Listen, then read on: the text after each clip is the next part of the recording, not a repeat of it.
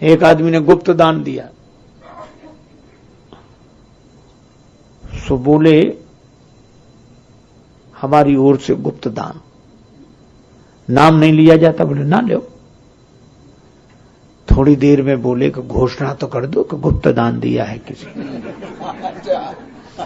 तो बोले उसमें नाम नहीं लेना है। बोले नाम मत लो, ये कहो कि जिन्होंने गुप्त दान दिया वो इसी मंच पे बैठे हैं। तो उसने कह दिया कि इसी मंच पे बैठे हैं, तो भी भरोसा नहीं हुआ। आए, बोले ये कहो कि इसी मंच पे बाईं तरफ तीसरे नंबर पर बैठे हैं। लोगों ने कह दिया कि भैया इनका मान रहे। बोले दूसरे दिन चेक ले जाना। चेक लेने गए, दे दिया चेक भर के। गए बैंक में, बैंक वाले ने मना कर दिया, नहीं मिलेगा। कहा क्यों? बोले इस पे हस्ताक्षर तो कराओ। दस्तखत ही नहीं है, चेक दे दिया, हस्ताक्षर करने। तो लौट के गए कि साहब आपने हस्ताक्षर नहीं किया, अपना नाम नहीं लिखा। बोले ये सुना नहीं, गुप्त दान में नाम लिखा ही नहीं जाता। नाम लिया ही नहीं जाता। आप बोलो अच्छा गुप्त दान है, नाम ही नहीं। इसीलिए एक महात्मा कह रहे थे जो दे दान उसको इंसान जान, जो दे दान उसको इंसान जान, और जो न दे दान उसे समझ नादान।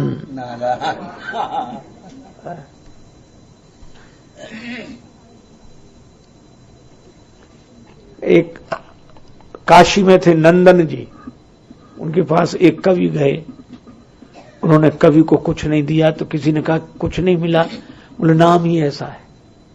उसने श्लोक ही बना दिया, नंदन आदौ नकारा, शुरू में नकार, अंतौ नकारा, अंत में भी नकार, मध्य दकारा, मध्य में दकार, उसमें भी आधा नकार लगा है। एक सज्जन थे, उनका नाम था दानचंद। बहुत पुरानी घटना है। हमारे कानपुर के पास बिठूर है, बिठूर से 12 किलोमीटर दूर पर वो रहते थे। लोगों ने नाम दानचंद इसलिए रख दिया था कि उन्होंने जिंदगी भर दान दिया ही नहीं,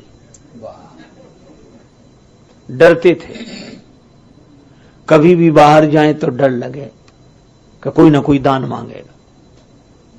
12 किलोमीटर दूर गंगा जी, जिंदगी भर गंगा जी नहीं गए, पंडा दान मांगेंगे। कमी नहीं थी, लेकिन यही कमी थी, चला ना जाए। एक दिन पत्नी ने कहा कि 12 किलोमीटर दूर गंगा जी हैं, स्नान तो कराओ। बिठूर में मुर्दा घाट है, मुर्दा घाट पे गए और इधर उधर देखा को मुर्दा घाट पे कौन रखा जब तक मुर्दा ना आए। बोले ये ठीक है, ये एकांत में नहा लेते हैं। इधर उधर देखकर कपड़े उतारे, गंगा जी में प्रवेश किया और डुबकी लगाई कि जल्दी निकल आए। भगवान को भी विनोद सूझा कि ऐसा आदमी पहली बार आया है। सो उन्होंने डुबकी लगाई, बाहर निकले, तब तक भगवान पंडा के रूप में उपस्थित। वो डुबकी लगा के बाहर निकले। भगवान बोले यजमान की जय हो, जय हो। और जो देखा तो रह गए, बोले यहां भी आ गए। पंडा जी बोले यजमान हम तो संतोषी ब्राह्मण हैं, हम तो यहीं रहते हैं मुर्दा घाट पे, कोई ना कोई आ जाता है तुम्हारे जैसा यजमान, एक एक वर्ष का इंतजाम कर देता है। घाट पे जाने की जरूरत क्या है, मुर्दा घाट पे ही तुम आ गए हो तो कर ही जाओगे, एक वर्ष का तो कम से कम। कांप गए, दान जरूर हम नहीं करेंगे, इस धोखे में मत रहना। अरे बोले तो दान तो श्रद्धा से होता, तुम जितना करो, 6 महीना 3 महीना महीना। दानचंद बोले हम एक दिन का नहीं कर सकते।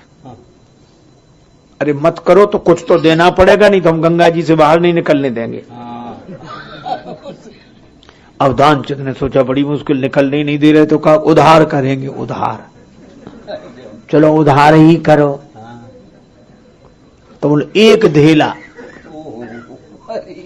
अब वो भी उधार, देने नहीं आएंगे। पंडा बोले मंजूर, संकल्प करो। जल छोड़ दिया। दानचंद तो कपड़े पहन के आए, सोच रहे थे जान बची तो लाखों पाए। घर आए, 12 किलोमीटर गए थे, फिर स्नान किया, फिर लौट कर आए, शाम हो गई, थक गए थे। जैसे ही पलंग पर सोए तब तक दरवाजे के बाहर आवाज सुनाई पड़ी, यजमान की जय हो।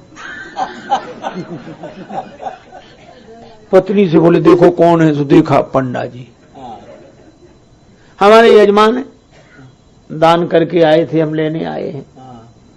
पत्नी गई, बोले किसी को कुछ दान करने के लिए कह आए थे, वो पंडा आए। दानचंद बोले पंडा आ गया?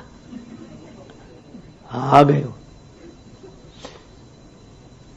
देख कैसे? पत्नी से बोले जाओ कह दो बीमार है। पत्नी बोली वो गए आए, थक गए, बीमार हैं, आप कुछ दिन बाद आना। पंडा जी बोले दान मिले चाहे ना मिले, पर यजमान जब तक बीमार तब तक हम कैसे जा सकते हैं? हमारा यजमान स्वस्थ ना हो जाए, हम तो संतोषी हैं, यहीं पड़े रहेंगे।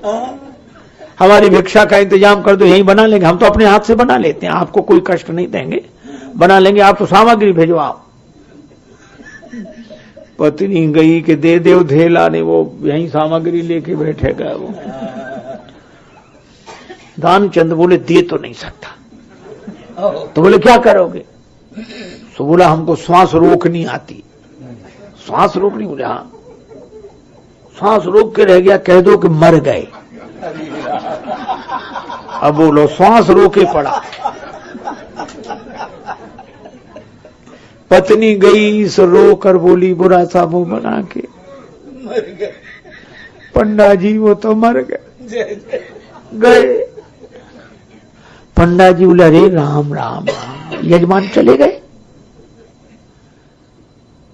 तो जब तक उनका अंतिम संस्कार ना हो जाए हम कैसे जा सकते हैं?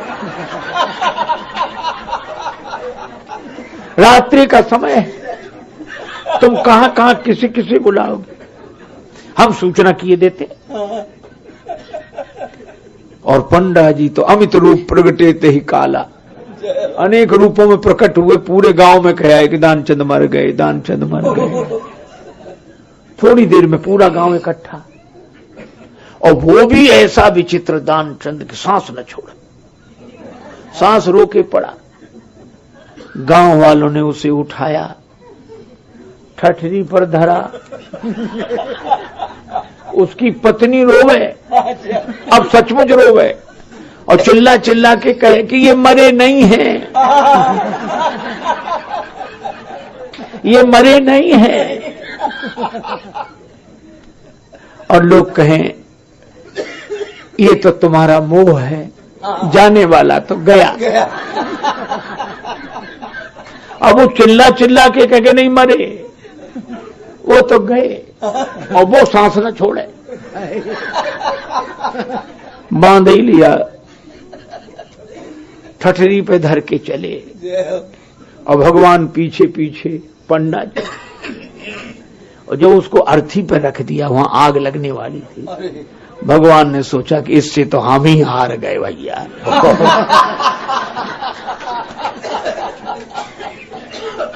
तो बोले इसके कान में कुछ मंत्र बोलना है अंतिम समय, हम पंडा हैं, बोलो। सो भगवान ने कान में कहा कि हम भगवान विष्णु हैं, तुमसे नाता जोड़कर आए हैं, आया हूं बैकुंठ से तुम हित नाता जोड़। और जो भगवान का नाम सुना, भगवान बोल रहे हैं, सो दानचंद ने अर्थी पर धीरे से आंखें खोल दी, और जो आंख खोली तो वही पंडा।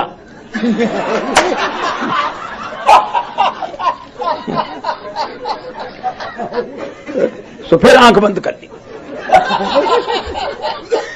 भगवान बोले हम कुछ लेंगे नहीं, हमसे ही मांग लो, मांग ले वरदान कछु, कुछ वरदान मांग लो। तो दानचंद बोले बस धेला दीजिए छोड़, और कुछ नहीं चाहिए। अब बोलो, जहां लोभ की ऐसी विचित्र दशा हो, वहां कैसे दान हो, कैसे परोपकार हो, कैसे परमार्थ हो। इसलिए इंद्रियों पर संयम हो। हमें इतना ही चाहिए, बस ज्यादा नहीं है। साईं इतना दीजिए जामे कुटुंब समाए, मैं भी भूखा न रहूं, साधु न भूखा जाए, अतिथि न भूखा जाए। ये ऐसे लोग जब इंद्रियों पर संयम रखते हैं तभी वे परोपकार कर पाते हैं। इसलिए 4 घोड़े हैं।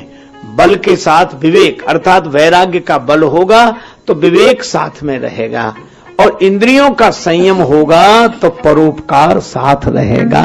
बल, विवेक, इंद्रिय संयम और परोपकार। और रस्सियां 3 हैं, क्षमा, कृपा, समता, रज जोड़े। क्षमा की रस्सी, कृपा की रस्सी, समता की रस्सी। अच्छा, अब आप विचार करना, जब घोड़े 4 हैं तो रस्सियां 3 क्यों? किस घोड़े को स्वतंत्र छोड़ें? कुछ लोगों ने कहा कि विवेक को स्वतंत्र छोड़ना चाहिए। वो तो ठीक है, विवेक को स्वतंत्र छोड़ दें, लेकिन परोपकार को स्वतंत्र छोड़ दें। अच्छा, अब मैं दूसरी बात आपसे कहूं, इनमें से किसी को भी स्वतंत्र नहीं छोड़ा जा सकता है, परोपकार को भी नहीं। एक भिखारी गया किसी के पास मांगने, उसने देखा, हाथ जोड़े, बाबू मिले कुछ, बाबू। बाबू ने देखा 2000 रुपए, लो बड़े घर ले जाओ। भिखारी ने 2000 ले तो लिए, हंसने लगा। ये हंस क्यों रहे हो? खुश होते तो बात, हंस क्यों रहे हो? बोले कोई बात नहीं। बोले नहीं, हंस क्यों रहे हो? तो बोले ऐसे हम भी देते थे पहले, ऐसे ही हम देते थे।